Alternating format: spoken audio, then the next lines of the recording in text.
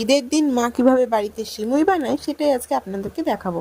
একটা বাটিতে শুকনো খেজুর, কিশমিশ, বাদাম এগুলো আলাদা করে রাখা হলো। এবার শুকনো কড়াই অল্প একটু ঘি দিয়ে এগুলো ভেজে নেওয়া হচ্ছে।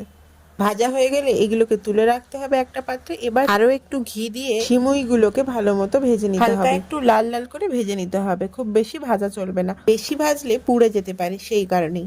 এবার সেই একই কড়াই দিয়ে দিন পরিমাণ মতো দুধ। আমরা এখানে গুঁড়ো দুধ ব্যবহার করি। দুধটা গরম হয়ে এলে দিয়ে দিন ওপর থেকে তেজপাতা আর এলাচ। এবার মা এখানে পরিমাণ মতো চিনি দিল, আর দেওয়া হয়েছে পরিমাণ মতো লবণ স্বাদের জন্য দেওয়া হয়েছে। এবার দেওয়া হচ্ছে আগে থেকে ভেজে রাখা এই বাদাম আর কিশমিশ গুলো। এবার সমস্ত কিছু ভালো মতো নেড়ে চেড়ে একটু ফুটে উঠলে দুধটা দিয়ে দিন সিমুই ভাজাটা।